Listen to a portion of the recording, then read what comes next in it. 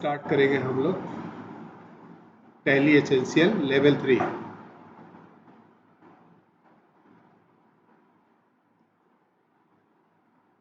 Tally essential level 3 को आज start करेंगे।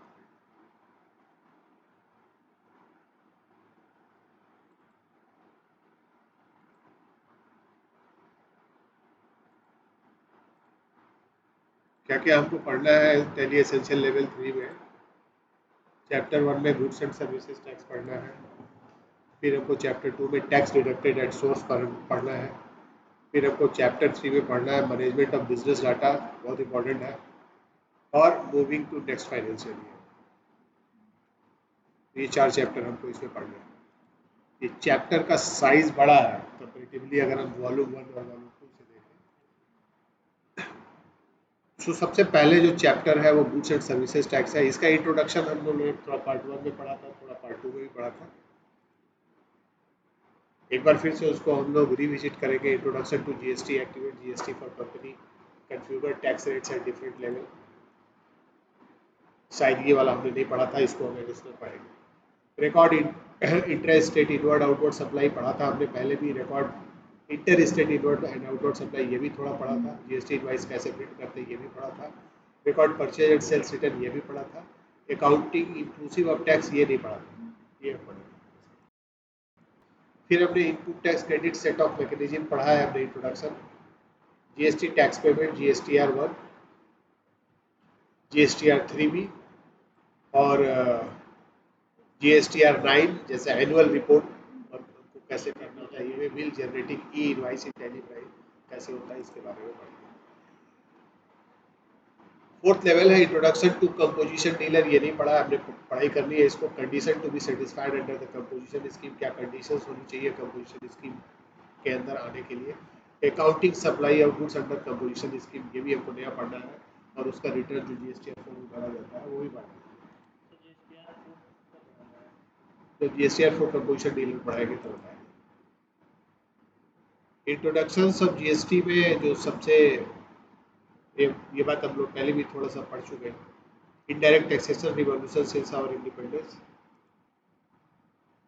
आज़ाद भारत के इतिहास में सबसे बड़ा टैक्स रिवॉल्यूशन है। इसका नारा जो है one tax one nation one market है। GST is outright business reform, not just tax reform.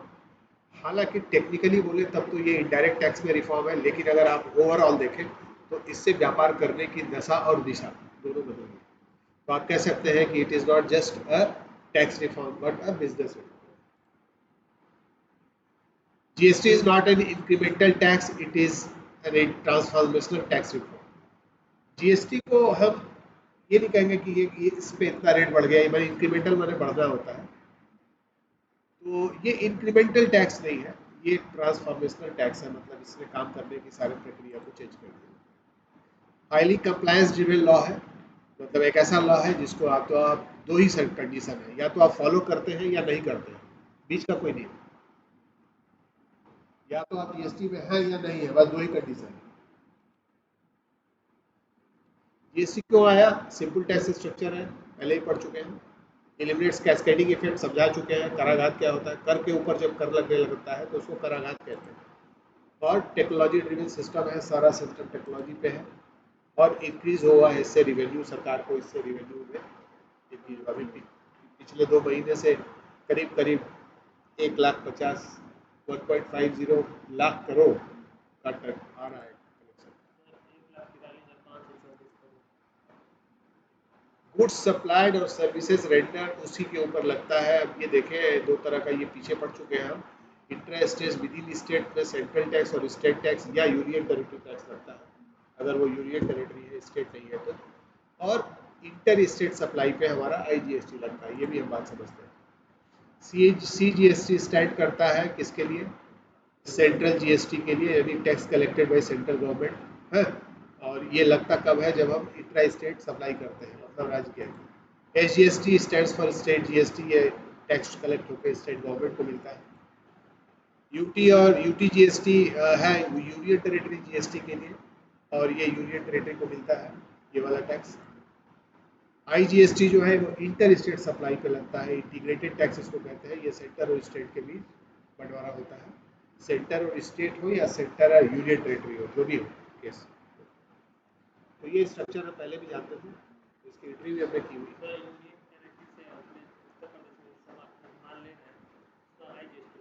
IGS लेगा, ठीक है। मतलब यूनियन टेरिटरी एक तरह का स्टेट ही है टैक्स के लिए, सिर्फ नाम उसका यूनियन टेरिटरी है, इसलिए उसको अलग करने के लिए यूटी जीएसटी कहते हैं। जीएसटी का जो डिटर्मिनेशन होगा तो ये भी पढ़ चुके हैं। Location of supplier and place of supply अगर एक ही राज्य में है तो क्या लगेगा, सीजीएसटी और एसजीएसटी लगेगा, तो टैक्स लगेगा हमारा सीजीएसटी और एसजीएसटी, ठीक है। उसी तरह अगर हम सप्लायर हमारा और हमारा प्लेस ऑफ सप्लाई, मैंने लोकेशन ऑफ सप्लायर और प्लेस ऑफ सप्लाई अगर दो अलग अलग स्टेट है, मान लो कर्नाटक और तमिलनाडु, तो यहाँ पे क्या लगेगा, आईजीएसटी, इंटीग्रेटेड टैक्स, ठीक है। अब ये जो टैक्स का डिटर्मिनेशन हुआ इसमें बदलाव हुआ। पहले का जो टैक्स लगता था जीएसटी से पहले वो ओरिजिन बेस्ड था, अभी जो लगता है वो डेस्टिनेशन बेस्ड है। क्यों? इसलिए कि अभी पहले क्या होता था ओरिजिन बेस्ड में कि अगर कोई कंपनी मान लो बॉम्बे में है और हम गाजीपुर में उससे सामान खरीदते हैं, तो जो स्टेट टैक्स का पार्ट होता था वो बॉम्बे को मिलता था, ओरिजिन जहाँ से हुआ माल भी, माल का पैसा और साथ में टैक्स का जो पैसा हम देते थे बॉम्बे वाली कंपनी को, वो बॉम्बे के एक्सचेंज उसमें जमा होता था ट्रेजरी में। अब हो गया डेस्टिनेशन बेस। अब आज अगर हम मुंबई से सामान मंगाएंगे तो योगी जी के ट्रेजरी में पैसा जाएगा, क्योंकि ये डेस्टिनेशन क्या है इसका, गाजीपुर। उसी को एक्सप्लेन कर रहा है कि Ravi trading located in Karnataka supplies goods to Shiva trading located in Tamil Nadu. Ravi trading जो है वो कर्नाटक में सिचुएटेड है और सप्लाई कर रहा है तमिलनाडु को, पुराने वाले टैक्स स्ट्रक्चर। तो Ravi trading Karnataka, so the tax will reach to Karnataka, Karnataka में चला जाएगा। अब यही कहानी अगर हम करें आज के डेट में डेस्टिनेशन, तो प्लेस ऑफ सप्लाई क्या है, तमिलनाडु है, इसलिए इसमें तमिलनाडु को टैक्स मिलेगा। यहाँ कर्नाटक को मिला, यहाँ तमिलनाडु को। This is and inter state supply and tax applicable is integrated tax, ठीक है। जीएसटी रजिस्ट्रेशन के बारे में हम जानते हैं कि ये 15 digit pan based registration number है ना। इसको पूरा नाम होता है जीएसटी आइडेंटिफिकेशन नंबर, शॉर्ट में इसको GSTIN कहते हैं। इसका स्ट्रक्चर देख लें, पहला जो 15 डिजिट का कोड होता है स्टेट कोड, फिर पैन नंबर होता है अल्फा न्यूमेरिक 10 डिजिट का, उसके बाद जो आता है उसको इंटाइटी कोड कहते हैं, फिर ब्लैंक और लास्ट में चेक सब डिजिट। तो ये जो है तीनों वो कंप्यूटर के द्वारा निकलता है, वो अपना एल्गोरिथम है, उसके हिसाब से ये बनता है। अब रजिस्ट्रेशन की थ्रेशोल्ड लिमिट देखें, पूरे देश को एक साथ एक टैक्स के दायरे में लाने के लिए क्या किया गया कि ये जो रजिस्ट्रेशन का थ्रेशोल्ड लिमिट कहते हैं, वह मिनिमम टर्नओवर जिसके ऊपर आपको जीएसटी में या किसी टैक्स में शामिल होना है। रेगुलर डीलर के केस में क्या है, कौन है रेगुलर डीलर, वो डीलर जो हर महीने टैक्स देता है। अभी इतना ही समझे, बाद में हम इसमें। दूसरा होता है कंपोजिशन डीलर, जो हर महीने टैक्स नहीं देता है, साल में एक बार देता है और टैक्स क्वार्टरली पे करते हैं। स्पेशल कैटेगरी स्टेट और रेस्ट ऑफ इंडिया दो कैटेगरी में बांटा गया है। स्पेशल कैटेगरी स्टेट में हमारे नॉर्थ ईस्ट के छोटे छोटे जो स्टेट है, अरुणाचल प्रदेश, असम, त्रिपुरा, मेघालय, नागालैंड, 7 स्टेट है नॉर्थ ईस्ट में, है ना। और यहाँ पे उत्तराखंड या उत्तरांचल और हिमाचल प्रदेश। अब उसमें काफ़ी चेंजेज हुए हैं, जब ये लागू हुआ था तो ये स्ट्रक्चर था, आज के डेट में उसमें काफ़ी अमेंडमेंट हुए हैं, जो तुम्हारी बुक्स में ही दिया हुआ है, उसको ठीक से पढ़ लेना, ठीक है। यहाँ भी अब एक्सप्लेन कर रहा हूँ। स्पेशल कैटेगरी स्टेट ये भी चेंज हो चुका है, ये ओरिजिनल में यही था, आज के डेट में कुछ और। स्पेशल कैटेगरी स्टेट के लिए कहा, जो चूंकि छोटे प्रदेश है, तो कहा कि अगर 10 लाख रुपए से ज़्यादा का एग्रीगेट टर्नओवर होता है, ठीक है। एग्रीगेट टर्नओवर से क्या समझते हैं, कोई व्यापारी है वो एग्जेप्टेड गुड्स का भी सप्लाई करता है, टैक्सेबल गुड्स का भी सप्लाई करता है ना, नॉन जीएसटी भी बेचता है, जीएसटी भी बेचता है, उन सारों का टोटल सेल कितना है वो जोड़ा जाएगा। ये नहीं आप कहेंगे कितना ना जीएसटी वाला तब इतना ही करते हैं, नहीं, टोटल टर्न, हाँ वो 10 लाख छोटे, तो आपको अनिवार्य रूप से कराना है। उससे कम है तो आप अनरजिस्टर्ड डीलर के रूप में काम कर सकते हैं। कोई 9,50,000 का टर्नओवर रखता है अरुणाचल प्रदेश में या हिमाचल प्रदेश में या असम में, मेघालय में, नागालैंड में, मिजोरम में, त्रिपुरा में, तो रह सकता है। लेकिन जैसे ही 10 लाख रुपए से ज़्यादा एग्रीगेट टर्नओवर होगा उसको अनिवार्य रूप से आपको रेगुलर डीलर के लिए, यही बात इनको छोड़ के जो रेस्ट ऑफ इंडिया में है वो 20 लाख, गाजीपुर के 20 लाख। रेस्ट ऑफ इंडिया में और कहीं भी आप व्यापार कर रहे हैं तो एग्रीगेट टर्नओवर पे आपको 20 लाख से अगर ऊपर हो रहा है। सर आपका अमाउंट कितना होगा रेस्ट ऑफ इंडिया में? किस अब क्या है आज के डेट में पड़ेगा? The threshold limit for service provider would continue to be 20 lakh and Indian 10 lakh in case of special state, effective from 1st April 2019। ये कह रहा है कि 1 अप्रैल 2019 से सेवा बेचने वाली कंपनियों का टर्नओवर यही है। गुड्स के केस में ये बदल चुका है, ठीक है, गुड्स के केस में ये डबल हो गया है, ये 10 की जगह 20 हो गया है, ये 20 की जगह 40 हो गया है। लेकिन सेवा देने वाली कंपनी के लिए वो अभी भी वही है। State will have the discretion to opt or opt down the GST exemption limit, that is choose between the first one or the second one। अच्छा, बाद में ये अमेंडमेंट में सरकार ने कहा कि ये जो लिमिट वाला मामला है यह हम राज्य सरकारों के विवेक में छोड़ देते हैं कि वो कौन सा लागू करते हैं। कुछ प्रदेश पुराना वाला ही है, केरल है, छत्तीसगढ़ है, वहाँ पुराना ही चल रहा है और लोगों ने उसको बढ़े वाले को अप्लाई कर दिया है। तो ये अब स्टेट का मामला है, स्टेट गवर्नमेंट जैसा उपयुक्त समझेगी वो अपना वहाँ लागू कर सकती है। अरुणाचल प्रदेश, असम, मणिपुर, मेघालय, मिजोरम, नागालैंड, सिक्किम, त्रिपुरा, हिमाचल प्रदेश और उत्तराखंड, ये बोले थे ना स्पेशल स्टेट, ये स्पेशल कैटेगरी स्टेट, ठीक है। कंपोजिशन डीलर के लिए क्या होगा? कंपोजिशन रेगुलर डीलर क्या है? वो डीलर है जो हर महीने सरकार को टैक्स पे करता है, वो रेगुलर डीलर है। रेगुलर डीलर वो डीलर है जो टैक्स इनवाइस जारी करता है। रेगुलर डीलर वो डीलर है जो इनपुट टैक्स क्रेडिट इस्तेमाल करता है। कंपोजिशन डीलर ये तीनों काम नहीं करता है, ना तो वो मंथली सरकार को टैक्स देता है, ना तो वो टैक्स इनवाइस जारी करता है, उसके जगह पे बिल ऑफ सप्लाई जारी करता है, ठीक है, और वो आईटीसी का इस्तेमाल करने का हकदार नहीं है। तो अगर ऐसा कोई डीलर है उसको कंपोजिशन डीलर है। अब आप पूछोगे कि सर कंपोजिशन डीलर की जरूरत क्या थी, आपने तो ये नहीं दिया, डीलर बनाई, ऐसा डीलर बना, ये पहले भी था, जीएसटी से पहले भी था, वाइट में भी था। ये उन छोटे डीलरों के लिए है जो अपने ही प्रदेश में काम करते हैं, दूसरे प्रदेश में बेचते नहीं, खरीदते भले हो, बेचते नहीं। तो उन छोटे डीलरों को ये सोच के कि इनको हर महीने का ये जो टैक्स पे करने का जो प्रॉब्लम है उससे निजात दिलाते हुए छोटे व्यापारियों को हम कुछ सहूलियत दे देते हैं कि भाई चलिए आप पूरे साल भर का टोटल टर्नओवर पे आपका टैक्स एक फिक्स रेट से लग जाएगा। कंपोजिशन डीलर को कहा गया कि आप किसी से भी माल बेचेंगे तो टैक्स नहीं लेंगे। सेवा के लिए कंपोजिशन डीलर नहीं बना है। सेवा अगर आप बेच रहे हैं, छोटे हो बड़े हो, आपको क्या करना होगा? रेगुलर डीलर बनना पड़ेगा।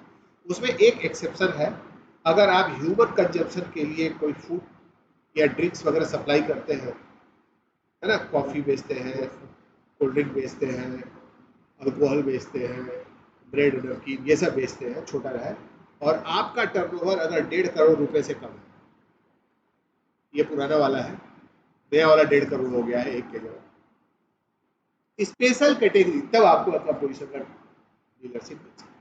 तो कंपोजिशन का डीलर के लिए भी वही दो स्पेशल कैटेगरी स्टेट और रेस्ट ऑफ इंडिया का है। इसमें कहता है कि अगर कोई व्यापारी जो स्पेशल कैटेगरी स्टेट में निवास करता है उसका एग्रीगेट टर्नओवर अगर 75 लाख रुपए से ज्यादा नहीं है, ज्यादा नहीं है यानी छोटा है, 75 लाख से कम है, तो वो कंपोजिशन डीलर ले सकता है। यही बात स्पेस रेस्ट ऑफ इंडिया में 1 करोड़ है, अब बढ़ के ये 1.5 करोड़ हो चुका है, ठीक है। ये देखिए जीएसटी काउंसिल ने 1 अप्रैल 2019 से जो है कंपोजिशन स्कीम के लिए 1.5 करोड़ का, मैंने 1.5 करोड़ से कम अगर होगा तो आप ले सकते हैं। However, special category state will need to decide about the composition, और इसके लिए बोला भैया आपकी मर्जी, राज्य सरकारों को ये आज़ादी दे दी कि आप अपने यहाँ ही तय करिए कि क्या लिमिट होगी।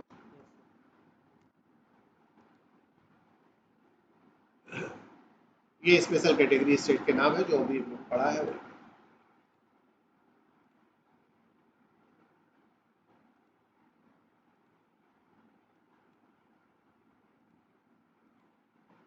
रजिस्ट्रेशन कंडीशन क्या है, कंपोजिशन स्कीम में कौन कौन आएगा? पहला तो ये हो गया कि अगर वो रेस्ट ऑफ इंडिया में है तो उसका टोटल टर्नओवर एग्रीगेट जो है वो 1.5 करोड़ से कम होना चाहिए। और क्या क्या शर्तें हैं वो हम देखते हैं। पहले तो कंपोजिशन की स्कीम उसी को मिलेगी जो सेवाओं की सप्लाई नहीं करता है, एक्सेप्ट सप्लाई ऑफ फूड और ड्रिंक्स फॉर ह्यूमन कंजम्पशन, जो हमने बोला जैसे ढाबा हुआ टाइप का कोई चीज को है। दूसरा, अगर आप इलेक्ट्रॉनिक कॉमर्स ऑपरेटर को सप्लाई करते हैं डीलर के तौर पर तो आपको नहीं मिलेगा कंपोजिशन स्कीम। आप अपना माल अगर फ्लिपकार्ट पे अमेजोन पे बेचते हैं तो आप कंपोजिशन स्कीम नहीं ले सकते। कोई दतुअन बेच रहा है, कोई सूप बेच रहा है, कोई झाड़ू बेच रहा है, तो उसको नहीं मिलेगा। इंटर स्टेट आउटवर्ड सप्लाई नहीं कर सकता, अपने राज्य से बाहर बेच नहीं सकता, ले सकता है, खरीद सकता है, बेच। दूसरा और 2-3 बता दें इसमें क्या कंडीशन है। अगर आप पान गुटखा बनाते हैं खाने वाला और आप आइसक्रीम बेचते हैं तो आप कितना भी रुपए का टर्नओवर होता है आपको कंपोजिशन स्कीम देती है। गाजीपुर आइसक्रीम हमारे मोहल्ले में है ना, उसको नहीं बेच सकते कंपोजिशन, सरकार का नियम। जीएस कंपोजिशन स्कीम में आप कभी भी टैक्स कलेक्ट नहीं कर सकते, मतलब आपके बिल के ऊपर टैक्स इनवाइस नहीं लिखा होगा। क्या लिखा होगा? बिल ऑफ सप्लाई, और उसमें टैक्स आप नहीं कर सकते। आप आईटीसी क्लेम नहीं कर सकते, आपने पहले ही बताया था। तो ये शर्तें हैं। अब इनके ऊपर क्या है, ये रजिस्ट्रेशन भी पैन आधारित है, जैसे कंपोजिशन रेगुलर डीलर का पैन बेस्ड था, इनका भी पैन बेस्ड है। इनको भी 15 डिजिट का ही जीएसटीएन नंबर मिलता है। आप किसी पार्टी का जीएसटीएन नंबर देख के तो नहीं बता सकती हो कि ये रेगुलर का डीलर है, क्योंकि एकदम सेम होता है। वो तो आप जाके सर्च करेंगे तो पता चलेगा। अब क्या रेट ऑफ टैक्स है कंपोजिशन स्कीम में? अगर कोई डीलर रजिस्टर्ड है और वो मैन्युफैक्चरिंग का काम करता है, मैंने कोई चीज निर्माण के क्षेत्र में, तो उसके टोटल टर्नओवर पे 1%। अगर वो ट्रेडर है तो भी 1%। और अगर वो supplier of food and drinks for human consumption है, ढाबा हुआ चला रहा है, तो 5%। कंपोजिशन टैक्स पेयर टू पे GST on a quarterly basis but file return every. तो ये इसको थोड़ा सा राहत हो गई, हर महीने देना नहीं है टैक्स, हर 3 महीने पे आपका जितना टैक्स बनता है उतना आप देते हैं। कोई आईटीसी क्लेम करना नहीं है, इसलिए बहुत कैलकुलेशन कुछ करना नहीं है। अब बात करते हैं service producer belonging to the informal sector. ऐसे सेवा प्रदान करने वाले व्यापारी जो इनफॉर्मल सेक्टर में। इनफॉर्मल सेक्टर किसको कहते हैं? इकोनॉमिक्स में पढ़ाया गया है ना, पढ़ के एग्जाम दे दिए हो ना। इनफॉर्मल और फॉर्मल सेक्टर क्या होता है? इनफॉर्मल सेक्टर उसको कहते हैं जो ऑर्गेनाइज नहीं है, जिसका कोई डाटा सरकार के पास नहीं है, जो छोटे उद्योगों में लगे हुए लोग हैं। अब कोई टाटा कंपनी में काम करता है वो तो फॉर्मल सेक्टर में आ गया, लेकिन कोई झाल मुड़ी के साथ झाल मुड़ी बना रहा है वो इनफॉर्मल सेक्टर हो गया। ठीक है, कोई दिहाड़ी मजदूरी कर रहा है, आज वो लकड़ी काट रहा है, कल पेंट कर रहा है, तीसरे दिन घर बन रहा है, उसका कहीं कोई क्लासिफिकेशन नहीं है कि ये किस तरह का व्यक्ति है।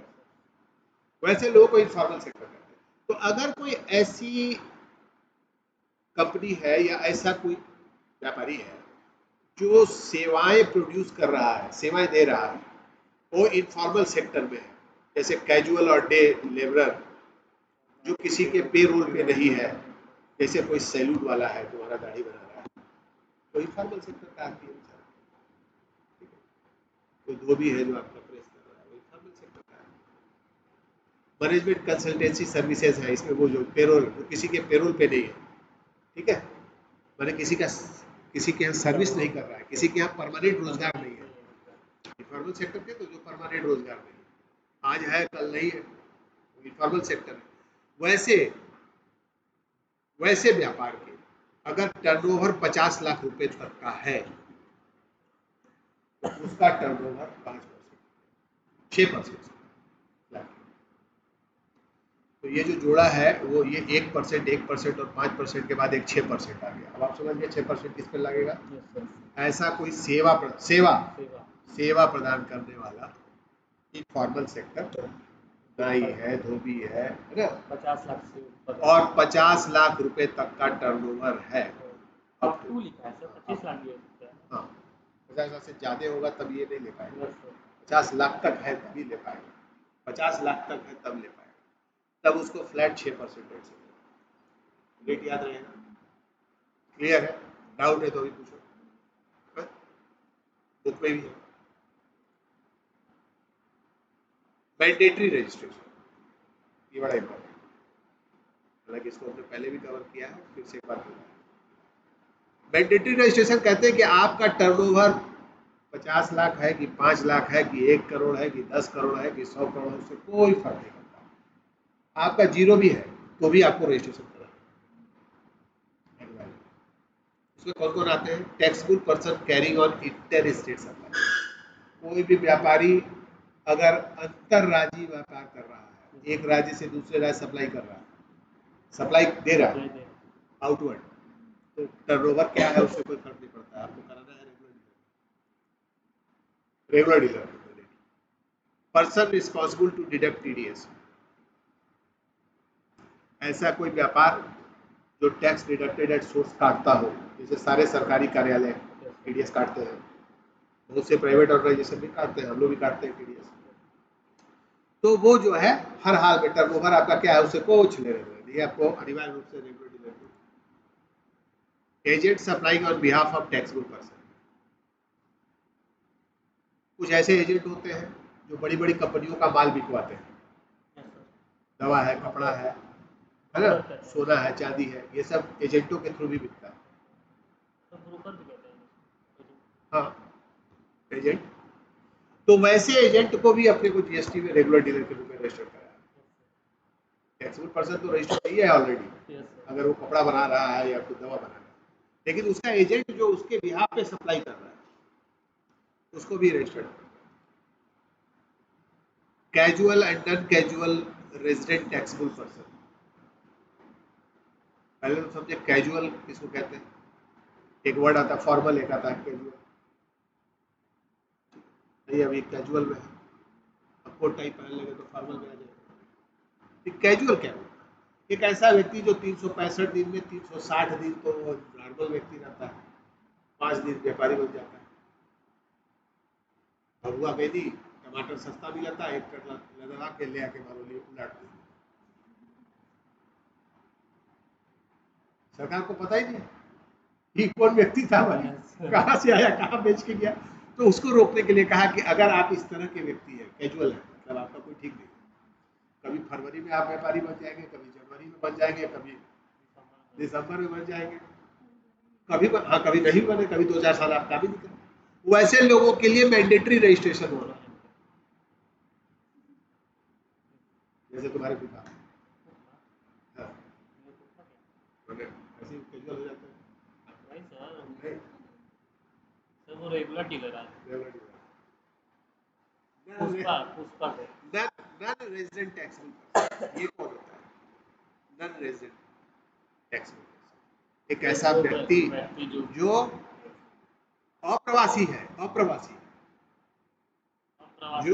अप्रवासी, कोई भी व्यक्ति जो भारत की भौगोलिक सीमा के अंतर्गत 180 दिन से ज्यादा समय तक गायब रहता है, बाहर रहता है।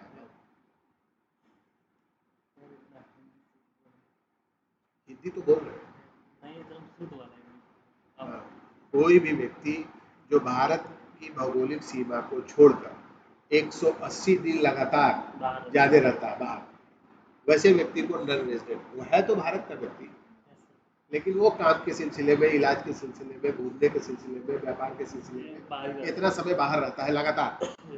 इसीलिए बहुत से व्यक्ति ऐसे हैं जो वो देखते रहते हैं कि 180 दिन न हो जाए, वो एक बार आ जाते हैं बीच में, पासपोर्ट पे अपना स्टैंपिंग करा लेते हैं ताकि भाई हमारा स्टेटस जो है नॉन रेजिडेंट का ना हो जाए।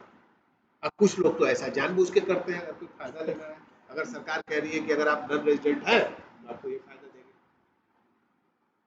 तो वो जानबूझ के चले जाते हैं। कहीं नहीं जा पाएंगे तो मालदीव पे चले जाते हैं, छोटा सा कंट्री में तो अगर ऐसा कोई व्यापारी है तो उसको रेगुलर डीलर में कराना है। टर्नओवर क्या है उसे बताओ। सेलर और ई कॉमर्स प्लेटफॉर्म अभी बात की है, कोई आदमी फ्लिपकार्ट पे बेच रहा है, अमेजोन पे बेच रहा है, उसको बनना है। इनपुट सर्विस डिस्ट्रीब्यूटर, ये क्या है? ऐसी कंपनी जो इनपुट क्रेडिट बांटती है, जैसे एल के प्रीमियम पे लगता है जीएसटी, तो जब कोई प्रीमियम पे जीएसटी पे करेगा तो उसका आईटीसी भी उसको मिलना चाहिए। तो कंपनी तो है बॉम्बे में बैठी हुई, हेड ऑफिस नरीमन पॉइंट पे है, तो वो वहां से बांटती है, तो गाजीपुर में बिका है, ऐसे को भी रेगुलर डीलर के रूप में register. Online information and data retrieval service, अब बहुत सी कंपनियां जो ऑनलाइन आपको सुविधा देती हैं, डाटा आपका वापस करा के देती है, या किसी प्रकार की कंसल्टेंसी कर रही है, या किसी प्रकार का पढ़ाई लिखाई कर रही है, कुछ भी दे रही है, ठीक है, तो उसको रेगुलर डीलर के रूप में रजिस्टर करना। बिजनेस लायबल टू पे टैक्स अंडर रिवर्स चार्ज, वैसा व्यापार जो रिवर्स चार्ज में पे करता है। रिवर्स चार्ज किसको कहते हैं? देखो, नॉर्मल बिजनेस जो होता है वो फॉरवर्ड चार्ज कहलाता है, कि हम ये कंप्यूटर खरीदे तो व्यापारी को ही पैसा दे दिए, कंप्यूटर का भी और टैक्स का भी, मेरा हेडेक खत्म, मेरे ऊपर अब कोई लायबिलिटी नहीं है। अब उसकी लायबिलिटी है व्यापारी की कि इस सामान पे जो भी टैक्स वो लिया है वो सरकार को जमा करना है, इसको कहते हैं फॉरवर्ड चार्ज। लेकिन मान लो कि हम किसी ऐसे व्यापारी से ये माल खरीद रहे हैं जो कंपोजिशन का डीलर है, मान लो एग्जाम्पल, तो वो तो इस पर टैक्स लगाएगा नहीं, और हम रेगुलर डीलर हैं, तो हमको क्या करना पड़ेगा? इस पे अपनी लायबिलिटी बढ़ा के सरकार को पे करना पड़ेगा और बाद में आईटीसी क्लेम करना पड़ेगा, इसको कहते हैं रिवर्स चार्ज।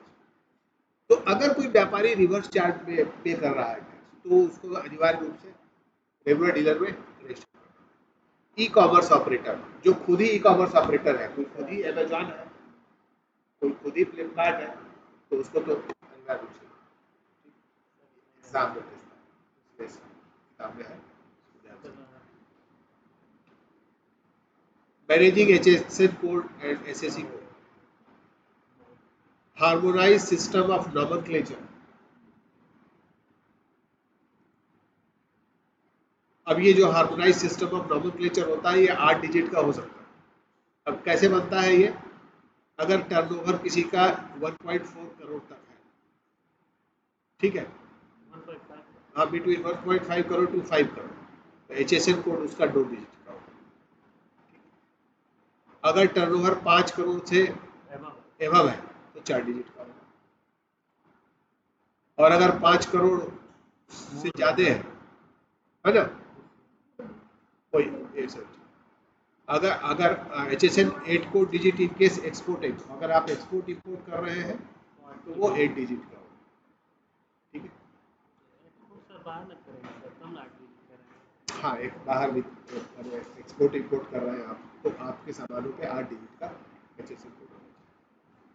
अब ये हार्मोनाइज सिस्टम ऑफ नॉमेनक्लेचर जो है वो पहले भी एग्जिस्ट करता था, जीएसटी नहीं था तब भी, जब भी हम एक्सपोर्ट इंपोर्ट करते थे तो उसको हर सामान का एक कोड हार्मोनाइज बना के। Service accounting code, SSC code, service accounting, ये भी जो है पहला 2 डिजिट 99 रहता है सारी सर्विसेज के, उसके बाद नेक्स्ट 2 डिजिट मेजर नेचर बताता है क्या है, उसके बाद जो लास्ट 2 डिजिट 6 डिजिट का है डिटेल नेचर ऑफ सर्विस बताता है, ठीक है। तो ये हो गया हार्मोनाइज सिस्टम ऑफ नॉमेनक्लेचर, ये जरूरी कंपोनेंट है, आपकी बिल पे ये मेंशन होना चाहिए। अब बात करते हैं जीएसटी के रेट स्ट्रक्चर की, कितने तरह का जीएसटी है। तो इसमें कुल 4 तरह के रेट्स हैं। पहला है जीरो रेटेड, इसको हम एग्जेम्प्टेड या zero rated goods and service करते हैं। इसमें एसेंशियल आइटम जैसे फूड है वो आता है, जैसे गेहूँ है, चावल है, दाल है, या आप खेत से लेते हैं तो उस पर ताजे फल सब्जियों पे, मीट पे नहीं। हाँ, और उसकी पैकेजिंग में लेंगे तो लग जाएगा। उसके बाद आता है मेरिट रेट, ये वैसे सामानों पे लेता है जो कॉमनली हर आदमी यूज करता है, 5%। जैसे दवाएं, क्या अमीर क्या गरीब सबको खाना है, तो उसके 5%। उसके बाद आता है स्टैंडर्ड रेट। स्टैंडर्ड रेट 2 तरह का होता है, 12%, 18%, जो फास्ट मूविंग गुड्स। फिर आता है डिमेरिट रेट। डिमेरिट रेट ये 28% होता है, ये लग्जरी आइटम, हाँ, या ऐसी सामान जो नुकसान करता है स्वास्थ्य को, खराब है, लग्जरी गुड्स है, तो मैं को रेटेड, हाँ, अगर आप कार लेते हैं तो उस पर आपको 28% उससे ज़्यादा लगता है। अगर आप 10 लाख से ज़्यादा की गाड़ी लेते हैं, है ना, तो उस पर तो करीब करीब 50% लगता है टैक्स। हाँ, आगे बढ़ेगा उसको। टोबैको ये rated drinks, special luxury goods, इसमें लकवे भी आता है, नायका का प्रोडक्ट, वो 28%। तो सरकार कहती है कि अगर ना लगे है तब वो जी सकते हैं, तो लगा कर दिया। अगर बहुत पैसा है आप लगा सकते हैं, दीजिए इतना पैसा। फिर आता है एडिशनल सेस। सेस क्या होता है पहले समझिए, टैक्स तो समझ गए, सेस को हिंदी में कहते हैं अधिभार। अधिभार, अधिभार, सेस। अब नाम सुना है सेस का कहीं? क्यों नहीं सुना है? किसान कल्याण cess, primary education cess, secondary education cess, Swachh Bharat cess, उसका सेस मिला। तो सेस क्या है? ये भी एक प्रकार का कर है। अब अंतर टैक्स और सेस में यह है कि सेस किसी खास उद्देश्य के लिए लगाया जाता है, ये टेम्पररी होता है, पर्पस खत्म हो गया। केरला फ्लड सेस, फ्लड आ गया तो सेस लगा दिया। अभी कोविड सेस लगाने की बात हो रही थी, तो जो इंजेक्शन बना, तो एडिशनल सेस 1% से लेकर 25% तक लगता है। अब लग्जरी कार लेंगे तो 28% ये या 25% ये, कितना हो गया? दीजिए, 50 लाख की गाड़ी खरीद रहे हैं, फॉर्चूनर 25 लाख का, तो गाड़ी एक्चुअली में है 12 लाख का, लेकिन 12 लाख टैक्स। 53% हो गया ना तुम्हारे सामने? 28% और 25%। आया अभी और लेगा, 1-2% इंफ्रास्ट्रक्चर सेस लेगा, क्लीन एनर्जी सेस लेगा।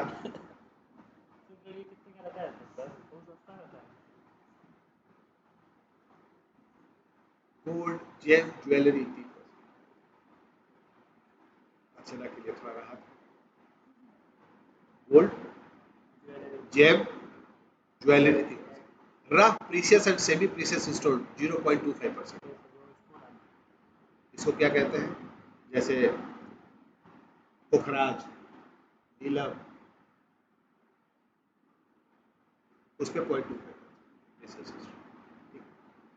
ये article outside the GST tax rate slab, ये अलग से है, ये टैक्स रेट का पार्ट नहीं है, ये अलग से है। एग्जामिनेशन पॉइंट ऑफ व्यू से याद कर लेना है।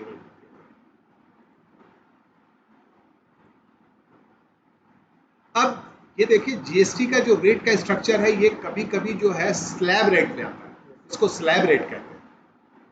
जैसे फुटवियर, फुटवियर अगर आप 1000 से कम का जूता पहनते हैं तो 5% दीजिएगा, 1000 से ज्यादा तो 18% दीजिएगा, ठीक है। अगर होटल एकोमोडेशन आप कर रहे हैं और अगर एक दिन का किराया 1000 तक है तो कोई टैक्स नहीं।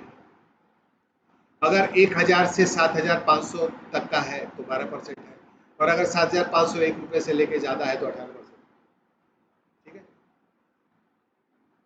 इसको स्लैब रेट करते हैं।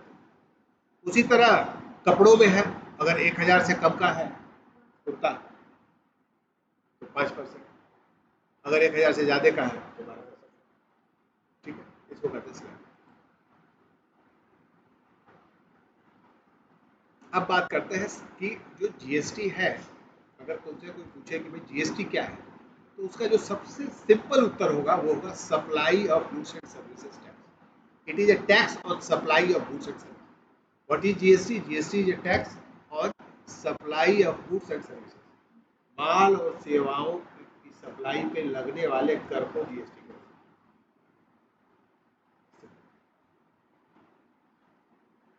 तो ये सप्लाई है क्या और उस पर कैसे लगता है उसको देखें। GST is a supply based tax and supply is very important until the supply comes into consideration tax will not be applicable. मतलब जीएसटी जो है एक सप्लाई आधारित टैक्स है और जब तक सप्लाई पिक्चर में नहीं आएगा तब तक टैक्स भी नहीं है। हमको साबित करना होगा कि सप्लाई हुई तभी आप टैक्स दे सकते। टैक्सेबल इवेंट जो होता है जीएसटी में वो सप्लाई होता है गुड्स एंड सर्विस। अब क्या होता है कि जो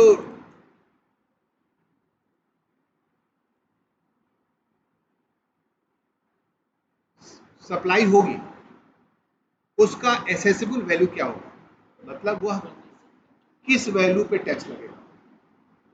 मान लीजिए कि आप कोई सामान सप्लाई कर रहे हैं, उसमें कमीशन भी शामिल है, उसमें पैकिंग भी शामिल है, उसमें इंश्योरेंस भी शामिल है, होता है ना, सामान जो दूर से आता है उसमें जो है वो इंटरेस्ट भी है, लेट फी भी है, पेनाल्टी भी है, उसमें सब्सिडीज भी है, सिर्फ उस सब्सिडी को छोड़कर जो सेंट्रल और स्टेट गवर्नमेंट देती है। अगर किसी माल और सेवाओं के सप्लाई में ये सब सारी चीजें हैं, कोई एक या एक से ज्यादा जो भी, तो क्या होगा, वह वैल्यू ऑफ सप्लाई में ऐड हो जाएगा।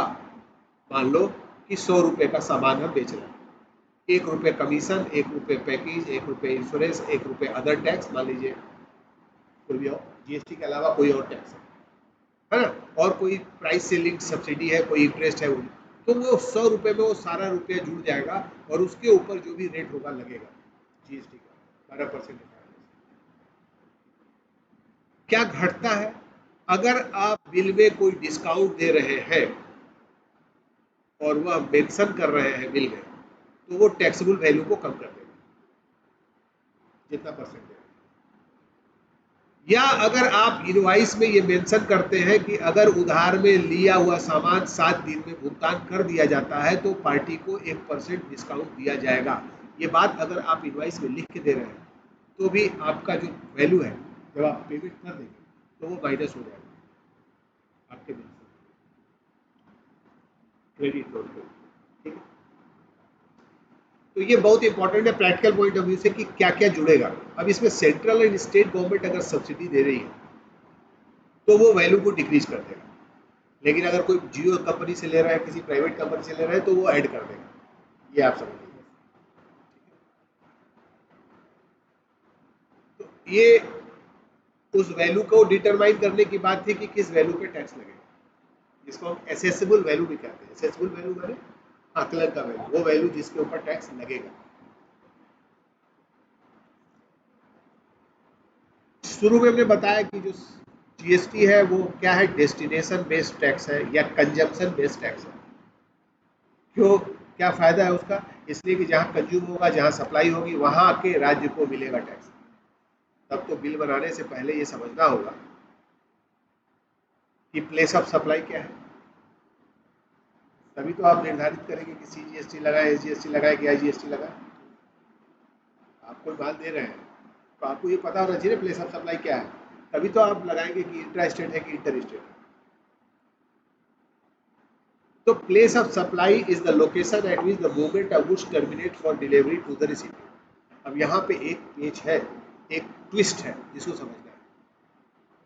मान लो हमने आजमगढ़ से गाजीपुर एक सामान मंगवाया, मूवमेंट होगा, इसका प्लेस ऑफ सप्लाई मान लीजिए कि वो कहता है देने वाला कि भाई देखो हम मऊ तक तो आते हैं, अब आके मऊ में ले लेना। तो हमारी जो सप्लाई की डिलीवरी है वो कहाँ टर्मिनेट हो गई, मऊ में, तो प्लेस ऑफ सप्लाई मऊ में। Place of supply Mau, Ghazipur में। कंज्यूम भले हम गाजीपुर करेंगे लेकिन प्लेस ऑफ सप्लाई कहाँ टर्मिनेट हो रहा है, उसी को समझेंगे इस पीपीटी में। The place of supply is the location at which the movement of goods terminates for delivery to the recipient. अब मान लो हमने पटना से कोई माल मंगाया, उसने कहा देने वाले कि मैं अपनी डिलीवरी बक्सर में छोड़ दूंगा, आप बक्सर से ले लेना, बिल बनेगा CGST SGST का। क्यों? क्योंकि वो तो टर्मिनेट हो गया बक्सर में ही, टर्मिनेट हो गया बक्सर में ही, अब जाके बक्सर से ले आएंगे सामान। तो ये दिखा रहा है कि सपोज कि ये कर्नाटक है, ये प्लेस, ये सप्लायर का एड्रेस है रजिस्टर्ड, और ये नेशनल ट्रेडर जो है वो क्या है, तमिलनाडु, ये है सप्लायर, ये है रिसिपिएंट।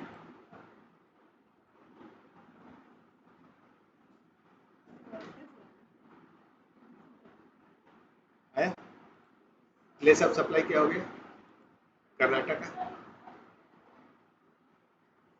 कर्नाटक नहीं, तमिलनाडु, सॉरी तमिलनाडु। यहाँ पे आया, यहाँ से यहाँ टर्मिनेट किया, तो ये क्या हो गया, इंटीग्रेटेड टैक्स। अब दूसरी स्लाइड देखें। अच्छा, सर्विसेज के केस में देखें, supply of services to a registered person. अब अगर आप किसी को सेवा दे रहे हैं और वो पर्सन रजिस्टर्ड है मतलब GST में रजिस्टर्ड है, या आपके डाटा में उसका एड्रेस रजिस्टर्ड है, आधार के आधार पर, वोटर आईडी के आधार पर, किसी भी आधार पर उसको भी रजिस्टर्ड माना जाएगा, तो प्लेस ऑफ सप्लाई क्या होगा, उस आदमी का रजिस्टर्ड एड्रेस, उस आदमी का रजिस्टर्ड। जैसे मान लो कि मैं जाके बक्सर में कोई सेवा लेता हूँ किसी कंपनी से, तो कंपनी हमको वैसे सेवा गाजीपुर भी देती है, चूंकि मैं गाजीपुर में रजिस्टर्ड हूँ, मेरी कंपनी रजिस्टर्ड है, सेवा भले मैं बक्सर में ले रहा हूँ, प्लेस ऑफ सप्लाई क्या माना जाएगा, गाजीपुर। क्यों? क्योंकि मैं एक रजिस्टर्ड पर्सन हूँ। ध्यान से समझो उसको, क्या कह रहा हूँ, मैं एक रजिस्टर्ड पर्सन हूँ, मेरी एक पार्टी चेंज मान लो दिल्ली में है, उससे मैं नॉर्मल काम करता हूँ, लेकिन कभी किसी केस में हमने कहा कि भाई देखो हम बक्सर में है, बक्सर में ही सेवा चाहिए, उसने बक्सर सेवा दी, वो बिल बनाएगा तो उसका प्लेस ऑफ सप्लाई गाजीपुर ही लिखेगा, क्योंकि हम रजिस्टर्ड है गाजीपुर, और उसके भी डाटा में हम रजिस्टर्ड है गाजीपुर।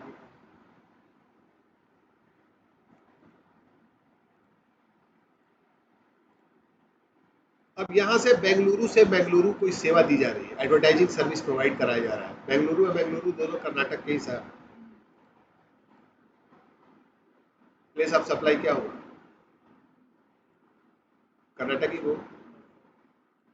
अब दूसरा केस देखिए, सप्लाई हमने कहाँ ले ली, सप्लाई हमने दी केरला में, यहाँ IGST लगेगा। अगर बेंगलुरु में से यहाँ दे रहे हैं तो क्या लगेगा, CGST SGST। अगर मैं केरल में दे रहा हूँ IGST। अब किसी अनरजिस्टर्ड पर्सन को आप दे रहे हैं, ये तो रजिस्टर्ड पर्सन के केस में बताया कि उसका जहाँ एड्रेस होगा वो देगा, तो अगर एड्रेस एग्जिस्ट कर रहा है रिकॉर्ड में, मान लो मैं हैदराबाद गया व्यक्तिगत काम से, तो पहली बार गया, किसी होटल में ठहरा, अब मेरा एड्रेस पहले से वहाँ रजिस्टर्ड नहीं है, अब रजिस्टर्ड कराएंगे, तो इस बार जो सप्लाई होगी वो हैदराबाद ही मानी जाएगी। क्यों? क्योंकि हैदराबाद में सप्लायर भी है और हम भी है। अगली बार जब मैं आऊँगा, क्योंकि डाटा उसका ऑलरेडी है वहाँ मेरा, तो अब IGST लगेगा।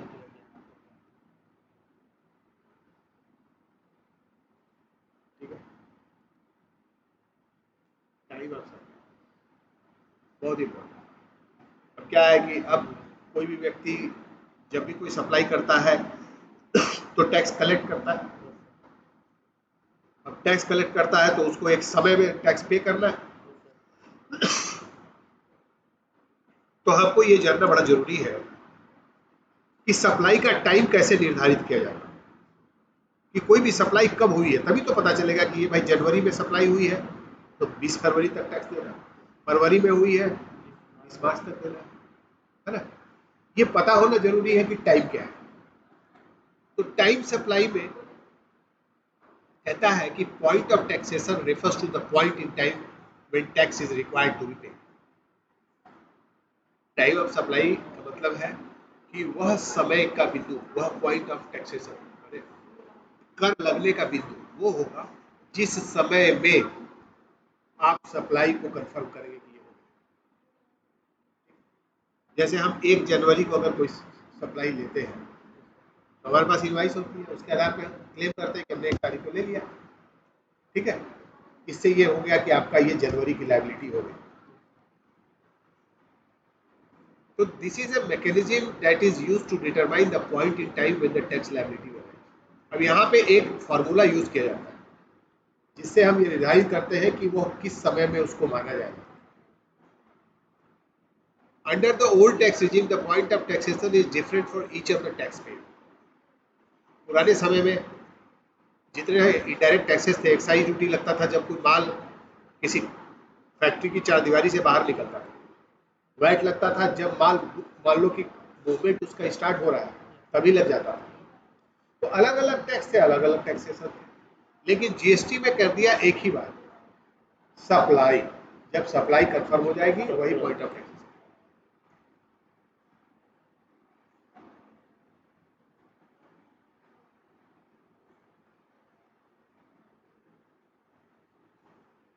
तो अब हम इनवाइसिंग को आगे नहीं बढ़ा रहे हैं, आगे फिर करेंगे इसको।